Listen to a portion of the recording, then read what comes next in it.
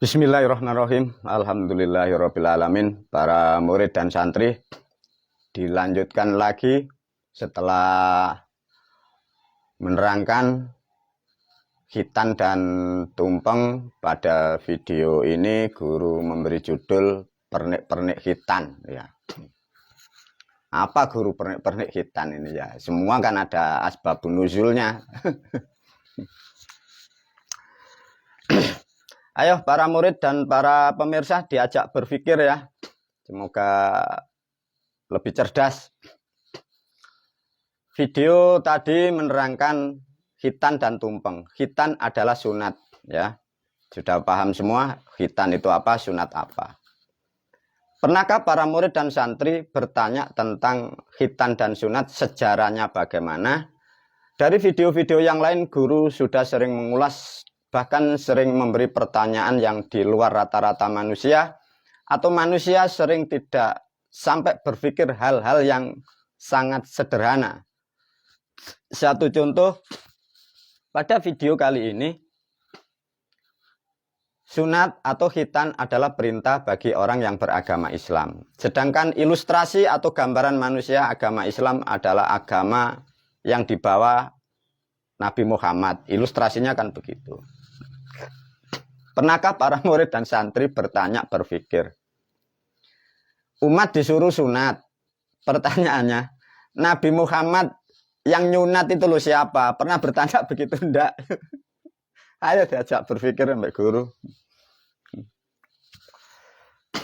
Ayo para murid dan para pemirsa, kita Anda sebagai umat ini kan disuruh khitan, disuruh sunat.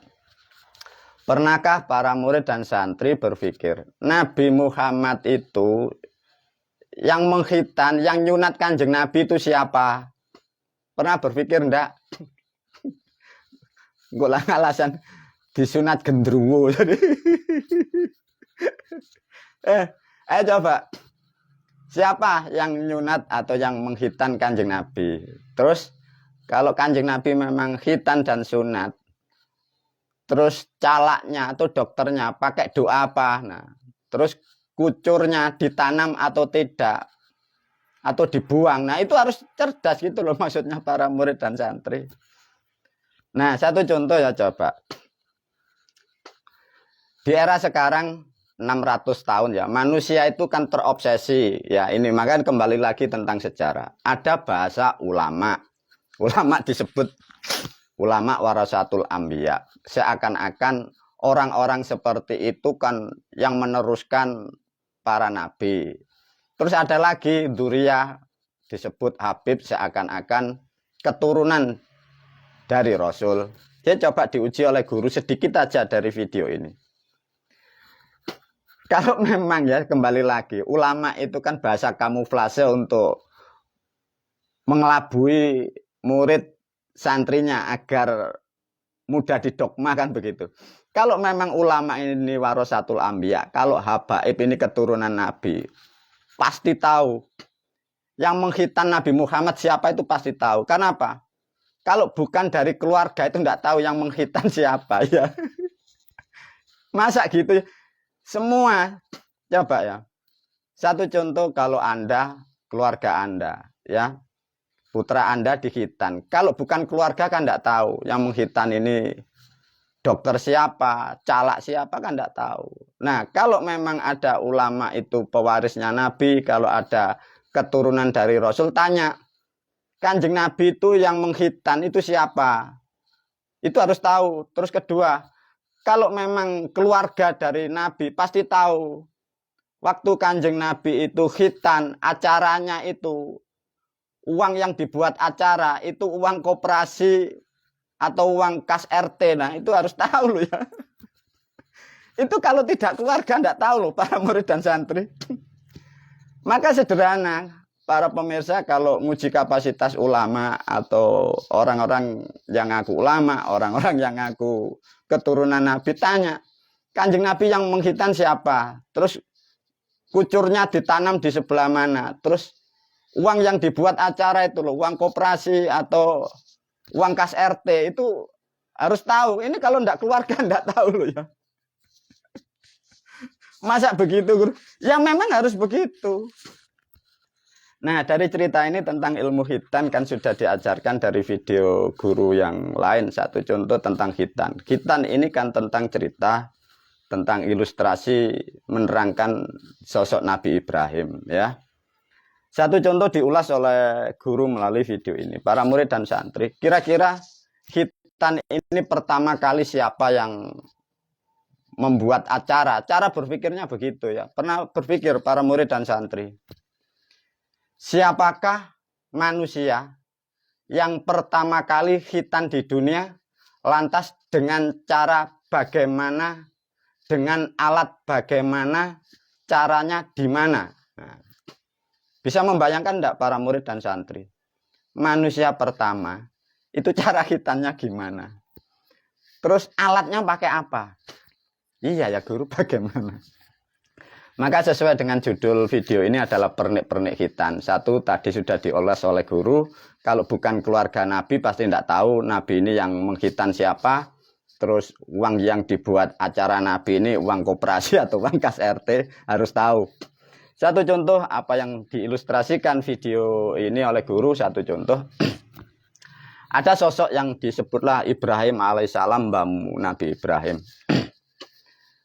15-12 tahun kalau tidak salah, guru sempat bertemulah sosok ini yang disebut ilmu. Ilmu ini membentuk sosok, jadi bukan figur yang digambarkan manusia ya. Jadi sosok ilmu membentuk karakter. Di sisi lain, guru ini menyebut namanya mbahmu Ibrahim karena mewakili bangsa manusia.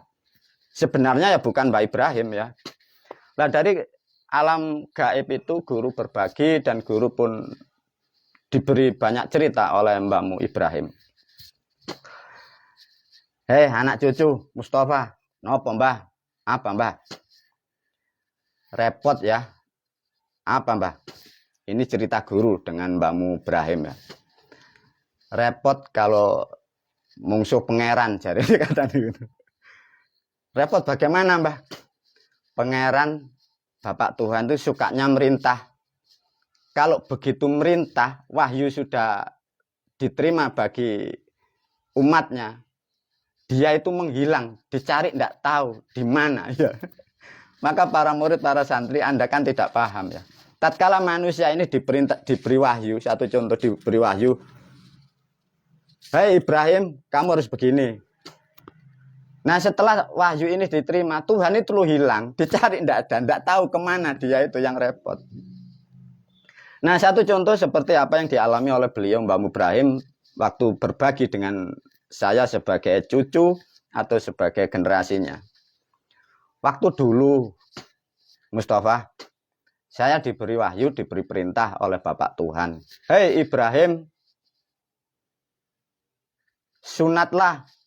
Karena Anda akan aku jadikan panutan sebagai prasasat bapaknya manusia seluruh dunia. Apa para murid, para santri?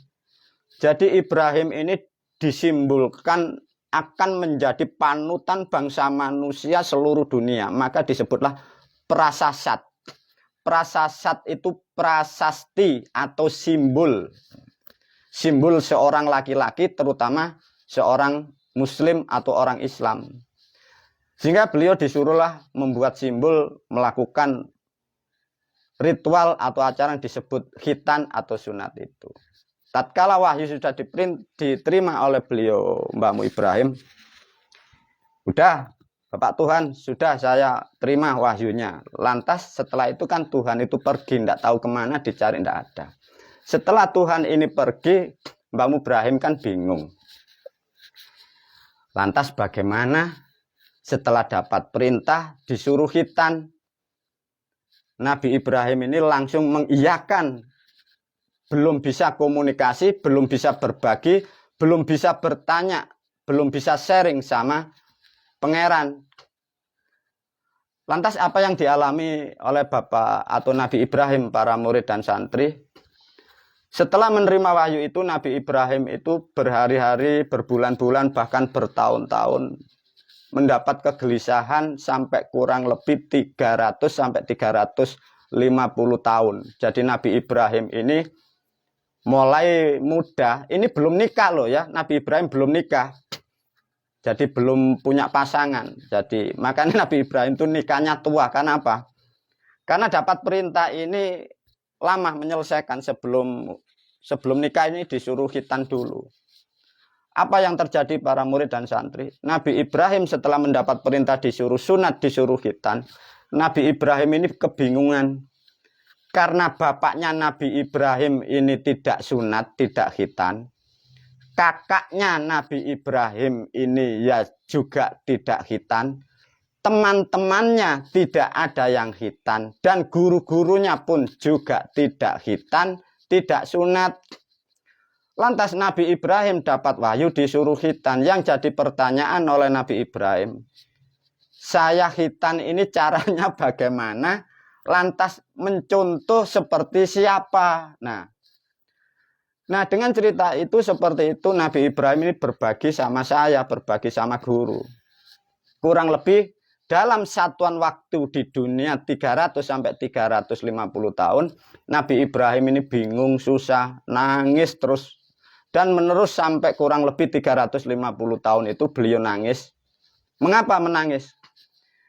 Beliau mendapatkan wahyu yang sangat luhur, mendapatkan wahyu dari Sang Maha Tuhan, Sang Maha Pencipta, tapi beliau tidak bisa menunaikan sesuai apa yang diharapkan bagi Tuhan. Dengan kesusahan sampai seperti itulah, akhirnya beliau berbagi sama guru. Susahnya manusia itu kalau mendapat wahyu, tatkala wahyu itu belum terpecahkan. Dan yang lebih repot lagi, Tuhan itu kalau memberi wahyu, tidak serta-merta, tidak diberi kejelasan. Nah ini juga repot.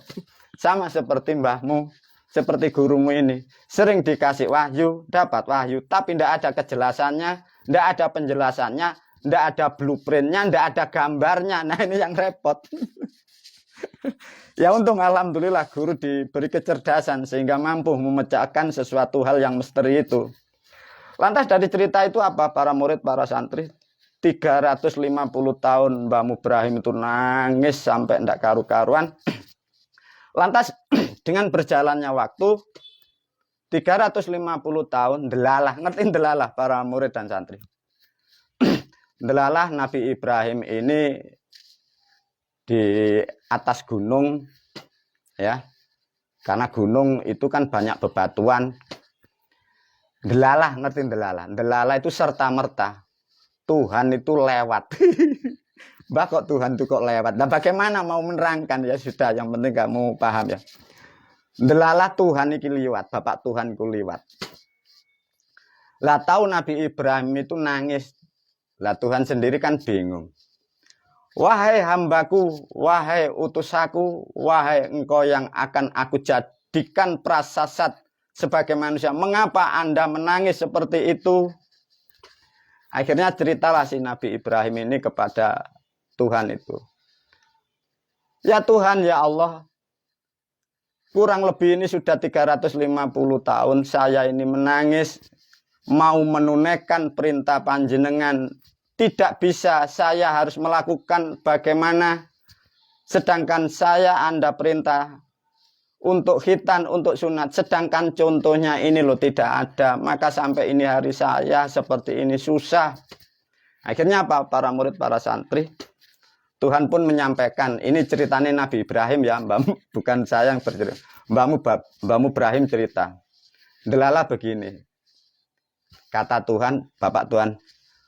Oh ya Ibrahim, ya sepurane mohon maaf saya lupa. Jadi coba Bapak Tuhan itu lali. Coba Bapak Tuhan ini merintah Nabi Ibrahim itu Tuhan itu duwe lali kan gila. Ya mohon maaf Ibrahim, karena waktu dulu aku memberi wahyu kepada kamu, setelah itu saya lupa karena masih banyak pekerjaan. Lantas maumu gimana sekarang? Nah, makanya kan repot ya. Tuhan ini menai wahyu belum dijabarkan, Tuhan ini udah keburu ngurusi yang lain, yang repot makhluknya, utusannya yang dapat wahyu. Udah, lantas gimana? Ya Tuhan, kalau seperti ini sudah 350 tahun saya gelisah, belum mampu menunaikan kewajiban yang Anda perintahkan. Sudah Nabi Ibrahim gini caranya. Memang orang tuamu tidak ada yang khitan, guru-gurumu tidak ada yang khitan, kakak-kakakmu tidak ada yang khitan, lingkunganmu tidak ada yang khitan. Agar Anda bisa melakukan, menunaikan khitan apa yang aku maksud, lebih baik Anda harus meniru atau saya beri contoh agar kalian bisa melakukan sesuai apa yang aku harap dan sesuai apa yang Anda lakukan. Lantas bagaimana ya Tuhan? Saya ini harus mencontoh khitan seperti siapa? Apa para murid, para santri? Disitulah Bapak Tuhan itu memberi contoh. Bagaimana caranya guru? Sarungnya Bapak Tuhan itu diangkat. Iya mbah. Jadi sarungnya Bapak Tuhan diangkat. Nah, ini loh Ibrahim, iki tolong dilihat ini contohnya seperti milik saya. Apa para murid, para santri di sini kesimpulannya? Coba Nabi Ibrahim ini disuruh khitan, tidak ada contohnya. Kalau tidak ada contohnya itu loh manusia tidak bisa melakukan. Bahkan sampai Tuhan itu memberi contoh kepada nabinya. Sarungnya itu Bapak Tuhan itu diangkat. Nah, deloken koyok ngene deloken. Lah jare Nabi Ibrahim cerita nang mbakmu ngene. Iya Mustafa tak delok dadi ngene. Ini tadi. Nah, itulah para murid, para santri. Apa yang Anda simpulkan? Pahami betul-betul dalam kehidupan. Apapun bila tidak ada contohnya, manusia itu tidak akan bisa menciptakan dan manusia tidak akan bisa melakukan. Nah, seperti apa yang diilustrasikan guru, khitan pertama, Nabi Ibrahim mencontoh siapa? Nabi Ibrahim adalah mencontoh dari yang di atasnya. Itulah yang disebut Tuhan. Tapi ya sarungnya ya diangkat dhisik iku mengrek piye. Ngene lho, tuntun kaya kayak bapakmu. Nah, itulah para murid, para santri. Lantas bagaimana kalau alatnya di zaman Nabi Ibrahim itu ndak ada alat secanggih ini? Kira-kira alatnya di situ apa? Kalau batu bagaimana? Itu masih butuh proses para murid dan santri. Prosesnya gimana? Coba. Makanya Nabi Ibrahim itu 350 tahun itu mendapat kejelasan dari wahyu pertama diterima. 350 tahun baru ketemu penjabarannya. 300 tahun baru bisa melakukan khitan dengan tepat dan benar. Bagaimana guru kok bisa begitu? Satu contoh pertama, karena tidak ada alat di situ, alatnya batu. Pertama dicari batu, kan tidak ngerti. Itu kan manuknya diokrok-okrok sampai Nabi Ibrahim diotot-otot ini, ditutukin. Lah karena tidak ngerti batu itu harus tajam enggak. Begitu dipencet kelaminnya Nabi Ibrahim, kan sakit. Sehingga tidak jadi. Nah. Akhirnya sebulan lagi dicoba lagi, sakit lagi, tidak jadi. Itu berbulan-bulan belum selesai para murid. Itu lama, tidak seperti era sekarang ke dokter 1 jam, setengah jam selesai. Waktu dulu seperti itu sulitnya. Nah, setelah memakai batu itu yang tajam itu tidak selesai-selesai, akhirnya apa? Para murid dan santri itu pun beratus-ratus tahun. Akhirnya beliau Nabi Ibrahim menemukan batu itu kelihatannya yang sangat bagus sehingga digantilah batu itu oleh Nabi Ibrahim. Batunya agak keras tapi tidak tajam sehingga namanya wong praktek ya, tidak ada yang ngajarin. Jadi kelamin ini ditarik, ditumbuk sama batu itu, cebarwet. Apa yang terjadi para murid dan santri? Tahu kepalanya kelamin itu. Kelamin itu kan ada kepalanya ini. Itu penyet. Penyet para murid, para santri. Coba 100 tahun belum selesai. Mendapat petunjuk batu ini seakan-akan akurat. Ditumbuk, kena kepalanya kelamin. Kepala kelamin Nabi Ibrahim itu penyet. Itu nunggu 100 tahun lagi sembuh lagi ya coba. Sudah 200 tahun itu loh belum selesai khitannya. Lah baru yang 100 tahun yang akan datang ini Nabi Ibrahim sudah mulai cerdas, mulai mengukir batu, memahat batu. Nah itu dipotongi dengan perlahan itu sampai kurang lebih 300 tahun bisa menyelesaikan acara khitan, 350 tahun baru selesai wahyunya. Bila ditarik kurang lebih 650 tahun mendapatkan ilmu khitan. Lantas bagaimana guru? Bersyukurlah kalian para murid, para santri di era sekarang kita mendapatkan cara yang sangat simpel, sangat praktis dan tidak menjadikan kesakitan bagi bangsa manusia. Wabillahi taufik wal hidayah wa ridha wal inayah. Wassalamualaikum warahmatullahi wabarakatuh.